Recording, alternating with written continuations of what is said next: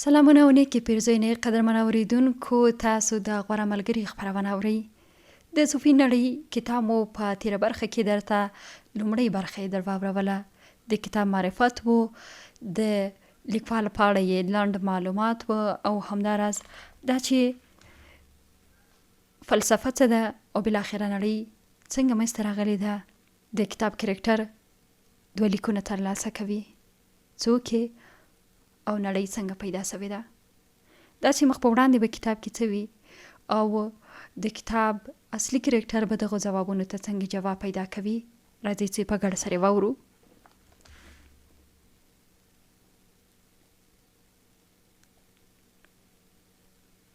څوک یې؟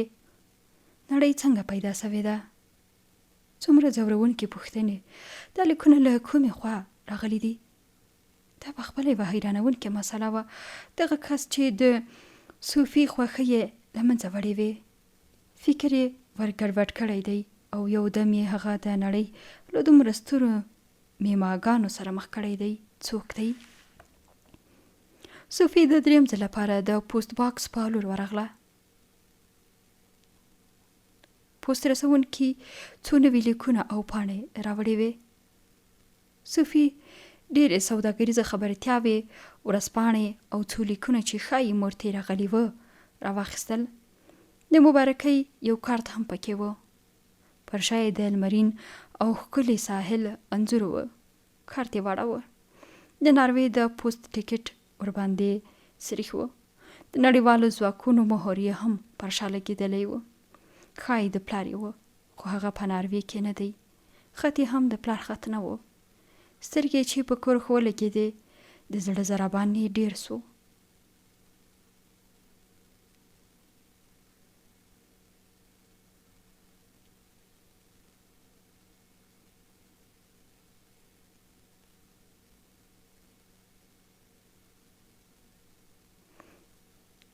هیلده مولرک ناکته د صوفي آمونسن په لاس 3مه ګڼه د کلور کوڅه.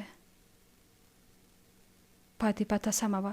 د کارت پر څټ لیکلي وو: ګرانې هیلې، د 15مې کلیزې مبارکي دې درته وایم. درکولی مې سې چې غواړم تا ته ډالۍ درکړم چې له ودې او پرمختګ سره دې مرسته وکړي. وبخه، کار د صوفي په لاس درلیکم. دا تر ټولو اسانه لار وه. زار دې سم، پلار دې. صوفي په بیړه کور ته راوګرځېده. ګنګ سوه. دا هیله بیا پسې څوک سوه چې د زوکړې کلیزه یې د صوفي له کلیزې پوره 1 میاشت مخکې وه. د ټلیفون کتابچه یې راواخیسته. د ډېرو په نومونو کې مولر وه، کناګ هم و، خو د ټولې کتابچې په پاڼو کې یې د مولر کناګ په نامه څوک نه و. کارت بیا وکوت. پوه سو چې جعلي نه دی. هم یې پوستي ټکټ او مهر یې دواړه درلودل. خو دې ته حیرانه وه چې پلار یې ولې د خپلې لور د کلیزې د مبارکۍ کارت د صوفي په ادرس را لیکلی دی. ولې مستقیم خپلې لور ته نه دی لیکلی؟ دا څه ډول پلار دی چې لیک لور ته لیږي، بیا یې په غلط ادرس استوي؟ دا ولې داسې سوي؟ ښایي همدا به تر ټولو اسانه لار وي. تر ټولو مهمه پوښتنه دا وه چې دا هیلده به اوس چیرته پیدا کړي. په دې توګه نو صوفي ته یوه بله ستونزه هم جوړه سوه. هڅه یې وکړه چې خپل فکر له سره منظم کړي. لومړنۍ مسله دا وه چې هغه 2 پاکټونه په بکس کې چا ایښي دي. دویمه مسله هغه ګرانې پوښتنې وې چې له صوفي سوې وې. او درېیمه مسله دا وه چې د هیلد مولرکناګ چیرته پیدا کولی سي. هغه څوک دی چې د مبارکۍ کارت یې صوفي ته رسېدلی دی. باور یې و چې دا 3 وړه مسلې په یوه ډول نه یو ډول په اړیکه کې دي. باید همداسې وي، ځکه تر دې دمه د صوفي ژوند ډېر عادي و.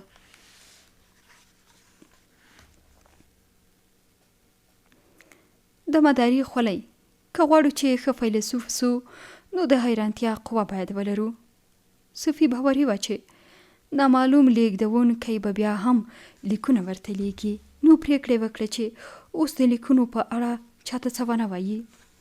په ښوونځي کې په ډیر زحمت فکر درسونو ته راټول کړ.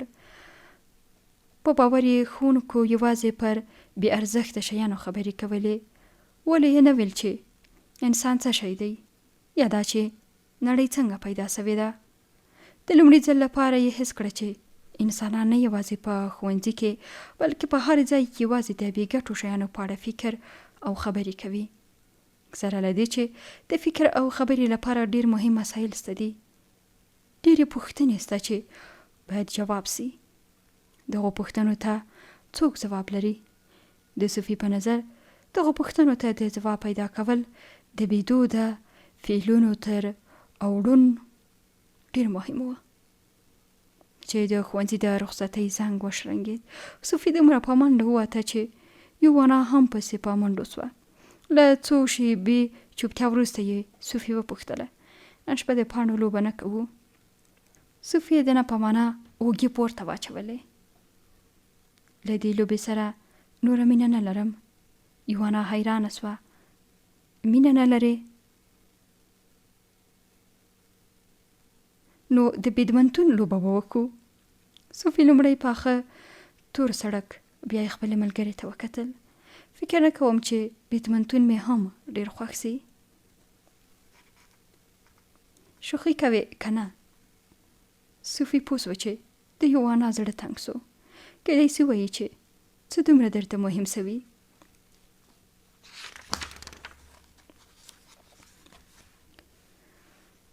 صوفي سر وخځاوه. نه سم ویلی. مینه سوې یې. څو شېبې یې پټه خوله خپل لار ووهله. د فوټبال میدان ته ورسېدې.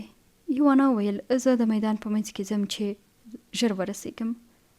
د میدان په منځ کې په تګ یوانا ته لاره لنډېدله، خو کله به یې چې میلمانه و بیا یې د غاښو له ډاکټر سره وخت اخیستی و او بیړه به یې وه پر دې لاره تله.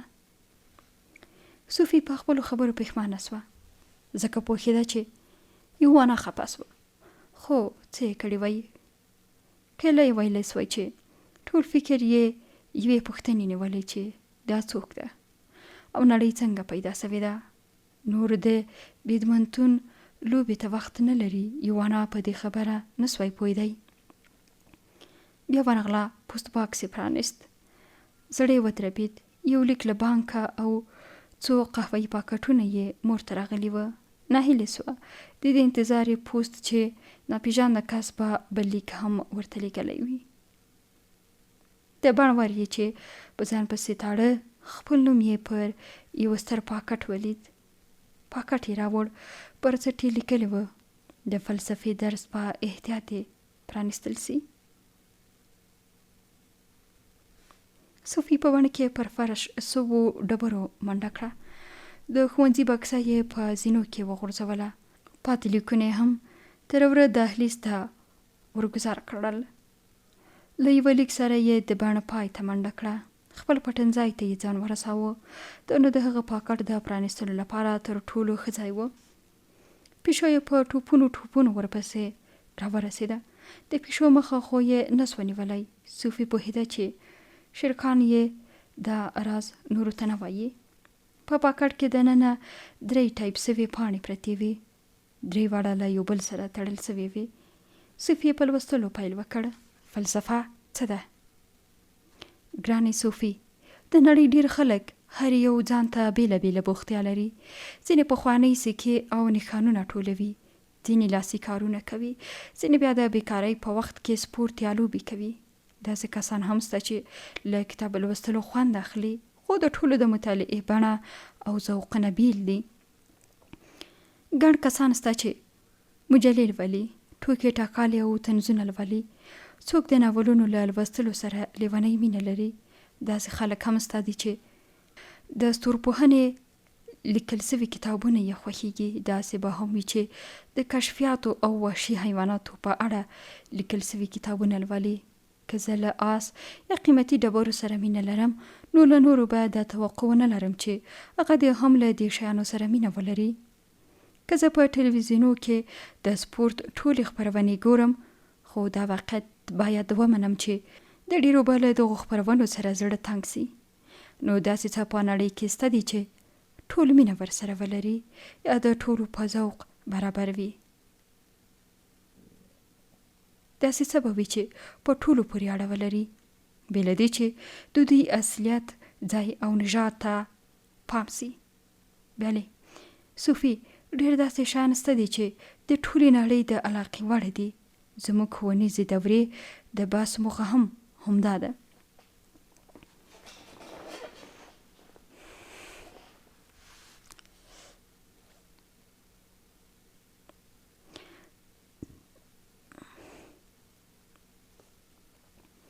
په ژوند کې څه شی تر ټولو مهم دي؟ که دا پوښتنې لیوه وږي وکړو وای به ډوډۍ، که لیوه یخ وهلې وکړو وای به تودوخه، که یې لیوه یوازې او خپه سړي وکړو وای به داسې یو څوک مهم دی چې خبرې ورسره وکړم. خو که د لومړنۍ اړتیاوې پوره سي نو داسې بل شی به هم پیدا سي چې انسان اړتیا ورته ولري. فیلسوفان وایي هو.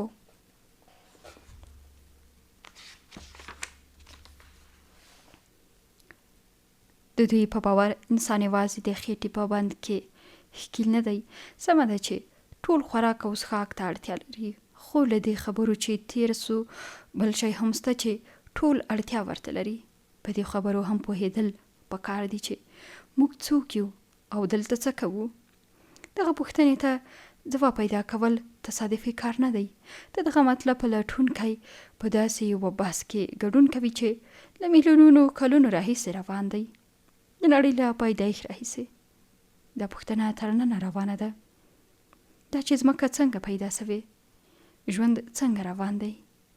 دې ته ورته پوښتنې تر ټولو ستره موضوع ده. دا تر دې ډیره مهمه پوښتنه ده چې ووایي تیر کال د اولمپیک د لوبو میډال چا وګاټه. فلسفې ته د نږدې کېدلو تر ټولو لنډه لار د څو ساده پوښتنو کول دي. نړۍ څنګه پیدا سوې؟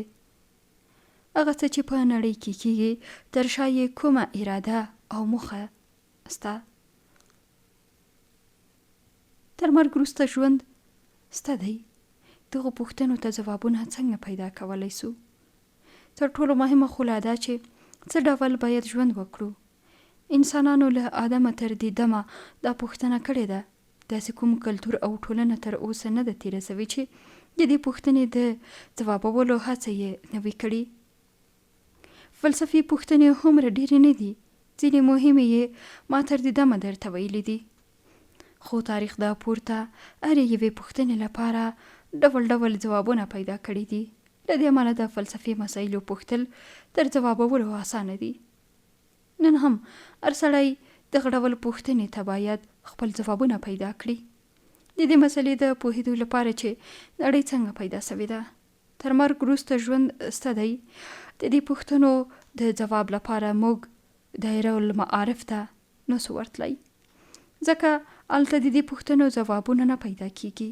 هغه موږ ته نه وایي چې څه ډول باید ژوند وکړو، خو د نورو د باورونو مطالعه موږ ته د دې فرصت راکوي چې د ژوند په اړه په خپل لیدلوري کې سمې راولو.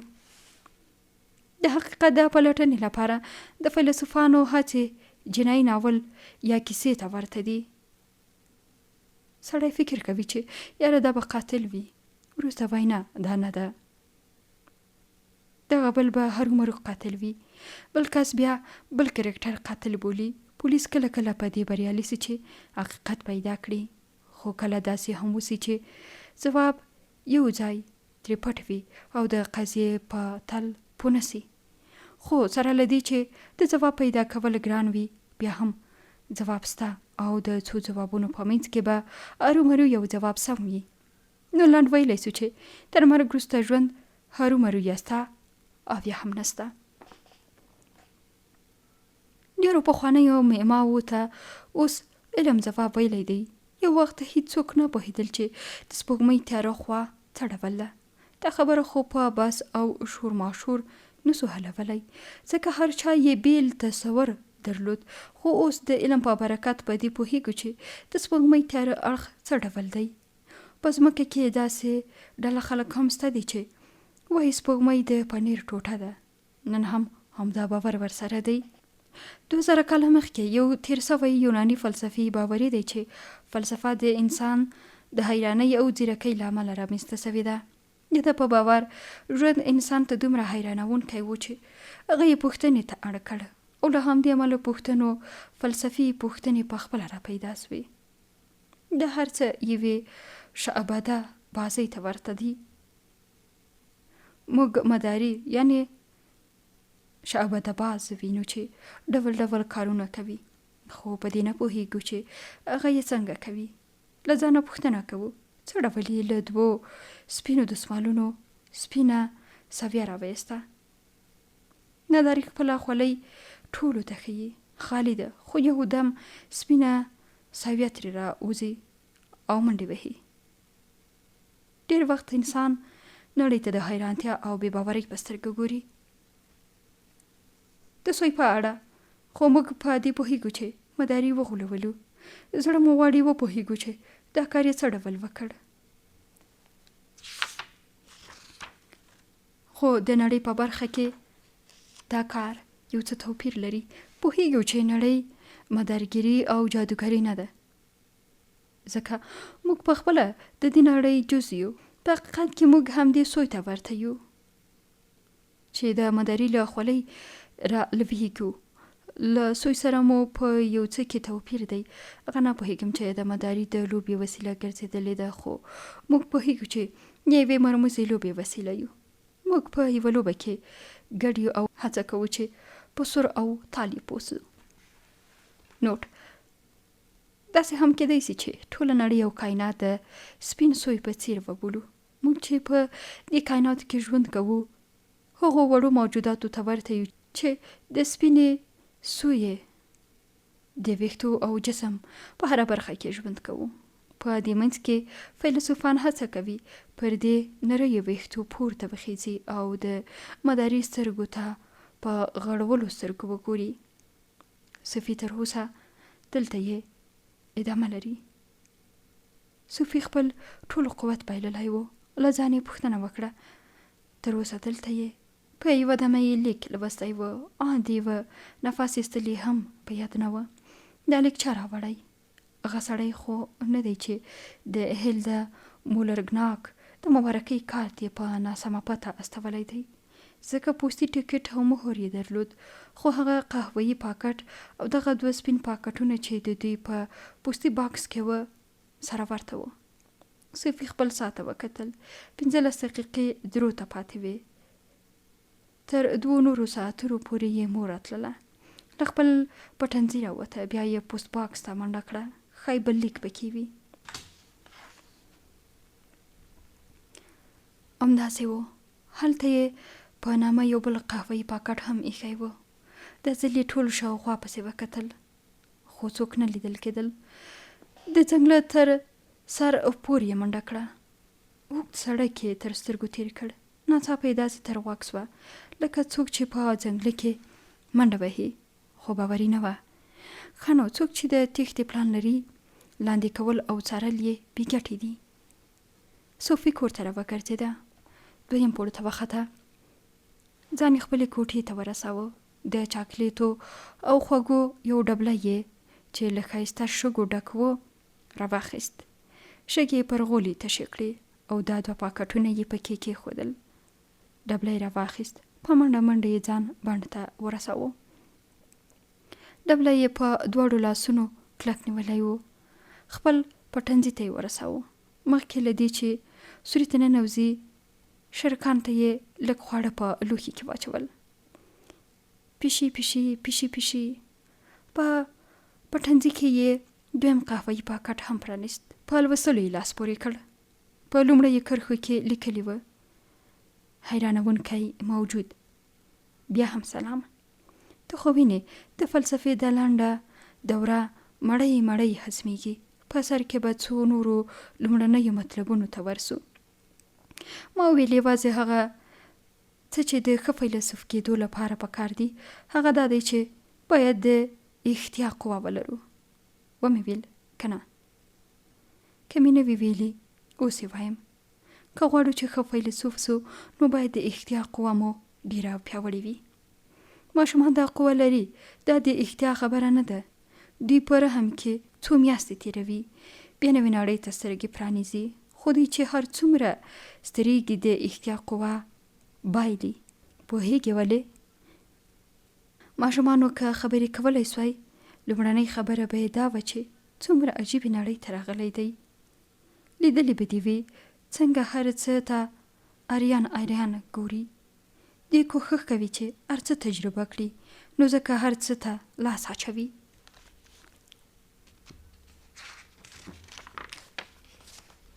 ورو ورو کلمې زده کوي. هر وخت چې سپي ویني وایي تو تو، کښته پورته کېږي، سپي ته لاس ښوروي، تو تو تو تو تو چیغې وهي. موږ چې یو څه لوی نو د ماشوم له دومره شوق او ذوق ستړي کېږو. ښایي په دې پوه نه سو چې ماشوم د څه لپاره دومره چیغې وهي. ښایي ووایو چې بلا بلا چوپ سه. موږ ولې دومره ایښ نه اوسو؟ ځکه سپی مو ډېر لیدلی دی. د ماشوم دا چیغې او پورته غورځېده، سپي ته نارې وهل، تو تو ویل، ښایي 100 ځله یې دمه پیدا کړي چې په دې خبرو پوه سي چې سپی او خره ته چیغې وهل نه دي پکاره، بلکې سړی له څنګه په آرامۍ باید تیر سي. له همدې امله ماشومان له خبرو نه مخکې یا زما خبره د فلسفي پوښتنو ژبه پیدا کړي، وختي بیا له نړۍ سره عادت سوی وي او هر څه ورته عادي ښکاري. خو که زما د زړه خبره اورې، وایم چې افسوس پر دې حالت. ګرانې صوفي، زما زړه هم دې خبرې ته نارام دی. هسې نه چې ته هم له هر څه سره عادت سي. ډارېږم د زرګونو نورو انسانانو په څیر تربیه واخلې چې په نړۍ کې هر څه عادي وګڼي. نو د باور لپاره تر اصلي درسونو وړاندې 1-2 فکري ازموینې اخلو. که یوه ورځ ځنګله ته سیل ته ولاړه سې، ناڅاپه دې یو آسماني وړه سپوږمۍ مخې ته درځي. یو کوچنی فضایي موجود ترې راوځي، پر ځمکه درېږي، تا له سره تر پښو ګوري. ذهن ته به دې کومه خبره درسي. ورخطا کېږمه، مهمه پوښتنه نه ده، خو تا تر اوسه داسې فکر کړی چې ته هم ښایي یوه فضایي موجود وې؟ دا به ناممکنه خبره وي چې موږ د ځمکې پر سر له فضایي مخلوقاتو سره مخامخ سو. البته تر اوسه ساینس په دې نه دی بریالی سوی چې له ځمکې بهر د ژوند څرک پیدا کړي. دوی پلټنې کوي چې په نورو ستورو کې د ژوند څرک ولګوي، خو دا بیا ناممکنه نه ده چې یوه ورځ له ځان سره مخامخ سي. ښایي یوه ورځ د ونو منځ کې وګرځې، ناڅاپه ودرېږې او ځان بل ډول ووینې. په دې فکرونو کې ډوبه سي چې زه ځانګړی موجود یم، زه له رازونو ډک مخلوق یم. قدرمنو اورېدونکو، زموږ د نن ورځې د غوره ملګري خپرونه په دې ځای پای ته رسېږي. مخ په وړاندې کتاب کې مو ملتیا وکړئ، په ګډه سره یې اورو چې د صوفي نړۍ په کتاب کې به د فلسفې په اړه نور څه راغلي وي.